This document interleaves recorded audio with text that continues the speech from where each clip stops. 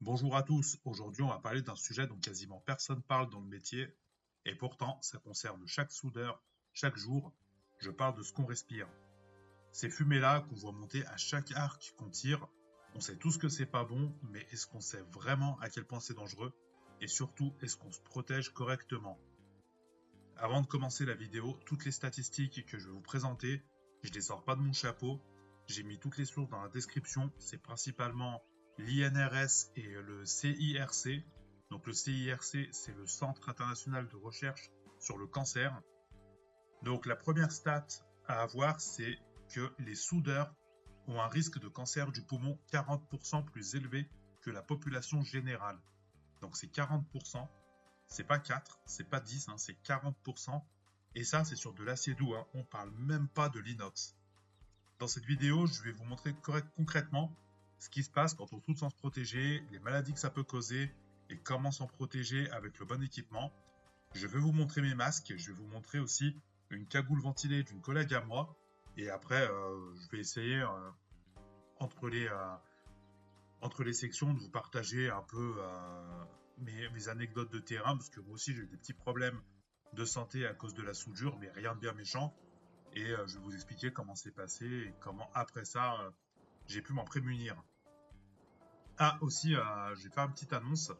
Je vais faire une seconde vidéo sur la santé, mais alors là, ce sera plus des problèmes de dos et d'articulation en fait, parce que la santé du soudeur, et c'est pas que les poumons.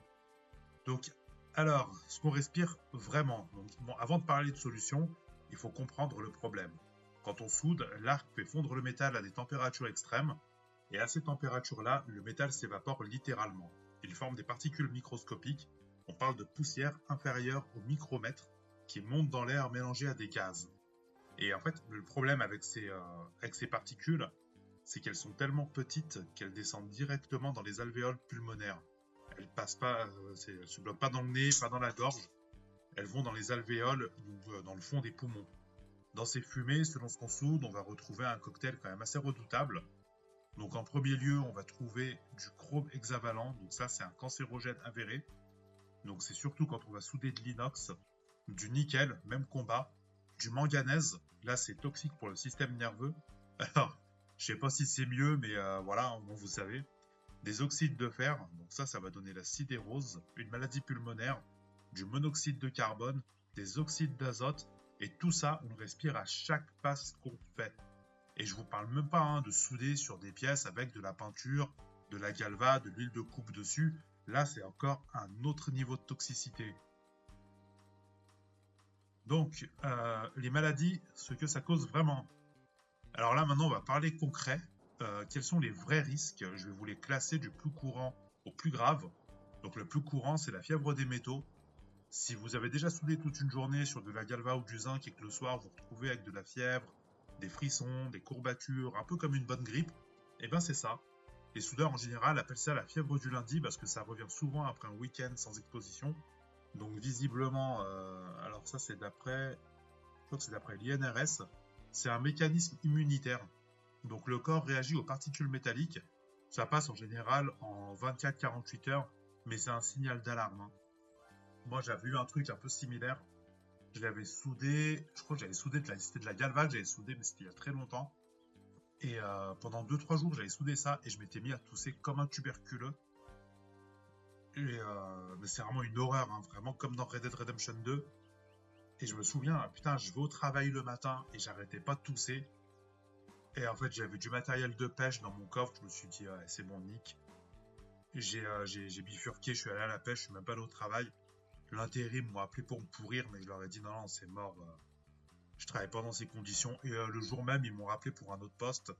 Donc, la santé, faut pas dealer avec, hein. Ne faites surtout pas ça, les gars. Ensuite, l'irritation chronique et la bronchite. La toux du soudeur, donc c'est celle qu'on va traiter tout l'hiver, qu'on met sur le dos du froid, sauf que c'est pas le froid, c'est l'exposition quotidienne aux fumées qui irritent les bronches petit à petit. Donc alors, encore une autre statistique, donc étude épidémiologique INRS, les soudeurs présentent le même risque de bronchite chronique que les fumeurs réguliers. Donc vous avez bien entendu, hein, même risque qu'un fumeur. Donc si en plus de ça vous fumez, je vous laisse même pas imaginer, hein. On monte encore d'un cran, donc là on va parler de la BPCO. Donc alors là c'est un peu, c'est la bronchopneumatique chronique obstructive. Donc la BPCO, c'est quand les poumons sont endommagés de façon irréversible, on perd du souffle, on se fatigue vite, on ne peut plus monter un escalier sans être essoufflé, et ça ne se guérit pas, ça se ralentit, hein, faut le savoir, mais ce qui est perdu, c'est perdu. L'asthme professionnel, donc certains composants des fumées, notamment le chrome sur l'inox, peuvent déclencher un asthme chez des gens qui n'en avaient jamais eu. C'est reconnu maladie professionnelle et une fois que c'est déclenché, c'est à vie. Et là, on est vraiment dans le climax. Le cancer du poumon, donc ça c'est un peu le sujet qui fâche. En 2017, donc le CIRC, donc le Centre international de recherche sur le cancer, a reclassé les fumées de soudage, y compris sur l'acier doux, comme cancérogènes pour l'homme. Donc là, on n'est pas dans le peut-être, on n'est pas dans certains cas, c'est cancérogène, point. Donc ça veut dire qu'un soudeur qui travaille 30 ans sans protection, il prend un risque réel, mesurable, de développer un cancer du poumon, et ça on devrait le dire à chaque apprenti dès le premier jour de formation. Avant de passer aux solutions, il y a aussi deux choses que presque personne mentionne. Donc la sidérose, ça c'est une accumulation de particules d'oxyde de fer dans les poumons. C'est reconnu en maladie professionnelle tableau 44 en France. Elle est considérée comme bénigne par rapport au cancer, mais après, selon moi, est-ce que c'est bon d'avoir des poumons chargés de fer? Je ne pense pas. Les effets neurologiques, donc ça, on parlait du manganèse plus tôt. Donc ça, on va le retrouver dans quand même pas mal d'acier et c'est un neurotoxique. L'exposition répétée peut causer des troubles de la mémoire, de la concentration, de la vigilance. Il y a même un phénomène que l'on appelle le manganisme, des symptômes qui ressemblent à Parkinson. Et les effets sur la fertilité, oui, c'est documenté aussi, diminution de la mobilité des spermatozoïdes, modification hormonale, on n'en parle jamais assez, mais c'est dans la littérature médicale. Il me semble aussi que les UV, ça joue sur la fertilité. Vous savez, les UV sont générés par l'arc, en fait, quand on va commencer à souder. Apparemment, ça joue sur la fertilité. Donc là, on va passer sur mon bureau et je vais vous présenter un peu les solutions, comment se protéger. Alors la première ligne de défense, c'est pas le masque, c'est l'aspiration. Donc un bras aspirant correctement positionné à moins de 20 cm du point de soudure, ça capte la majorité des fumées avant même qu'elles arrivent dans la zone de respiration. Donc c'est la responsabilité de l'employeur, hein, ça, vous embêtez pas. Si vous n'avez pas ça dans votre atelier, c'est vraiment qu'il y a un problème. Mais en chantier, en montage sur site, en espace confiné, on n'a pas toujours un bras aspirant. Et ça, c'est là que la protection individuelle, en fait, elle devient un peu essentielle. Donc le premier masque que je vais vous montrer, donc ça c'est les deux que j'ai. Donc le premier masque que je vais vous montrer, c'est mon Honeywell. Donc ça s'utilise avec des filtres North. Donc c'est des filtres P100, hein. C'est un demi-masque réutilisable. Donc la norme c'est NIOSH, donc c'est pour l'Amérique du Nord. Le P100, c'est le niveau de filtration le plus élevé pour les particules. Il va filtrer à peu près 99,97% des poussières. C'est l'équivalent du P3 européen. Et c'est ce qu'il vous faut au minimum quand vous soudez. La grande majorité des gens qui ratent ces vidéos-là, en fait, vous êtes en Europe, donc vous êtes en France.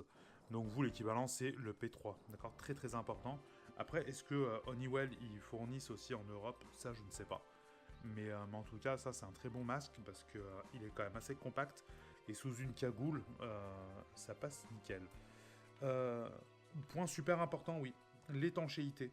En fait, si vous avez une énorme barbe, une grosse barbe de hipster ou autre, ça va être un peu la merde parce que ça va pas être super étanche et donc les fumées vont pouvoir passer sur le côté. Donc c'est pas super recommandé d'y utiliser comme ça. Mais en tout cas, ça c'est vraiment un bon masque. Ça c'est le Honeywell donc que j'utilise. C'est vraiment pas mal. Et le second masque, c'est un masque que j'ai eu en France hein, au passage. Celui-là. Donc ça c'est un 3M. Donc pareil, hein, c'est des filtres P100. Alors, mais je ne vais pas vous dire la norme en fait, parce que le type de filtre, parce que je crois que vous l'avez pas. Mais il y a l'équivalent en fait. Il y a l'équivalent en P3. Ça c'est toujours du P100, c'est le même principe. Un demi-masque réutilisable. Le 3M, il a un système enclictable type baïonnettage. Un peu mince. C'est vraiment genre de truc vraiment simple. Il a une soupape d'aspiration aussi, donc la coquille est rigide, elle est fermée et elle protège aussi, elle protège mieux le filtre des éclaboussures, donc chacun a sa préférence.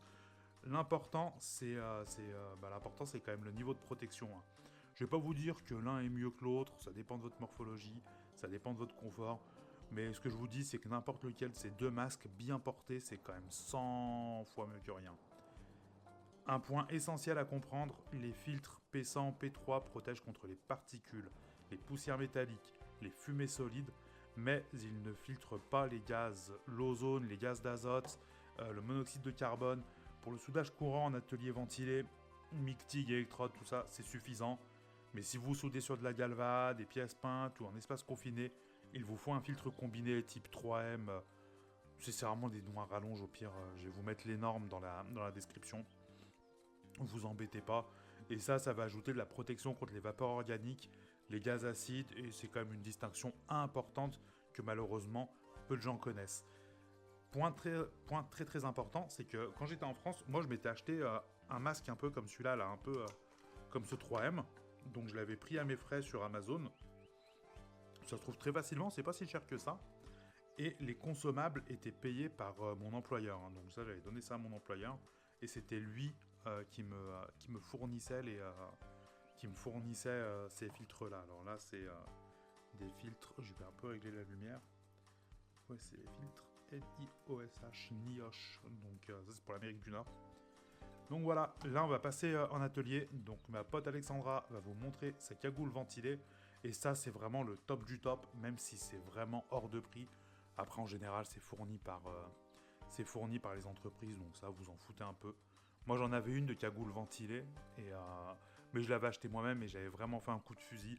Je l'avais achetée 400 €, elle était quasiment neuve. Donc, hormis, vraiment, si vous faites un coup de fusil comme celui-là, ok, mais sinon, n'achetez pas en général. C'est votre employeur qui vous les fournit toujours. Donc voilà. Allez, à tout de suite. Aspiré par là. Tu peux avoir différents types de filtres quand tu l'ouvres. Tu peux avoir différents types de filtres. Tu branches ta batterie ici. Ton bouton est là. Là, tu fais aspirer. D'accord, mais ici. donc la batterie, elle est en bas en fait. Oui, D'accord, ok. tu regardes.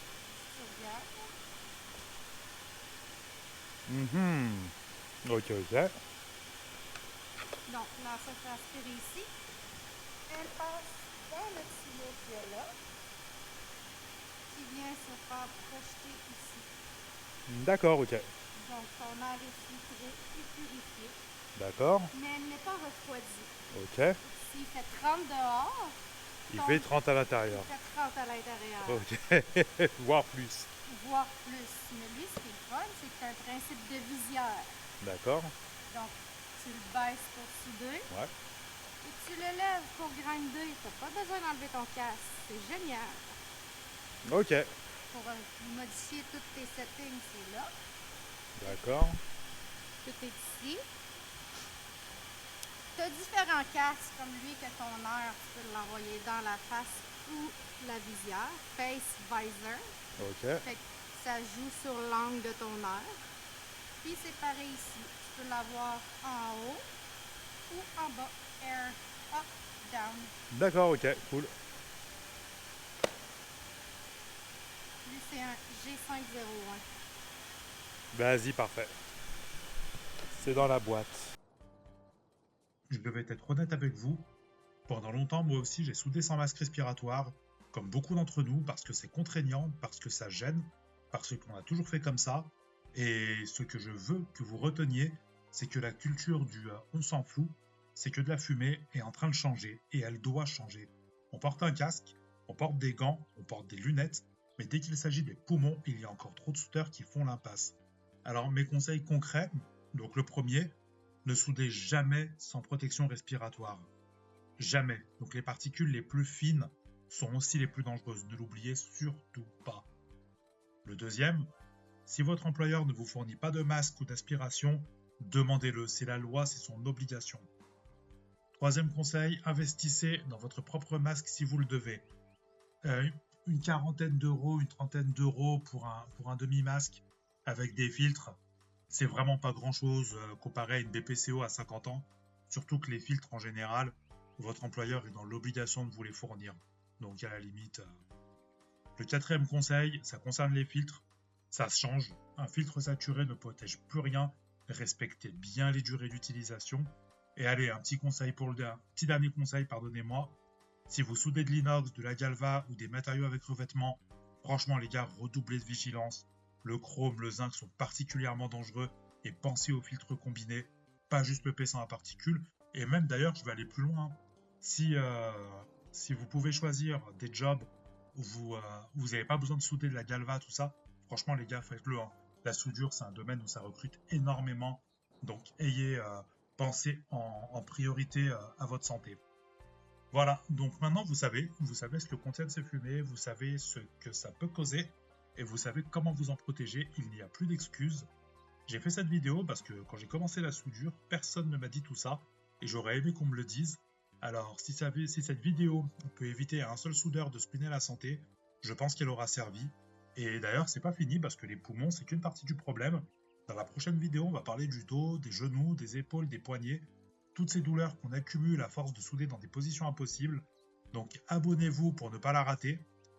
Si cette vidéo vous a appris quelque chose, mettez un pouce bleu, ça aide vraiment la chaîne, et dites-moi en commentaire, est-ce que vous portez un masque au quotidien? Quel modèle? Je suis quand même assez curieux de voir vos retours. C'était Maple Leaf, on se retrouve dans la prochaine vidéo. Soudez bien, mais surtout, soudez protégé. À bientôt les gars.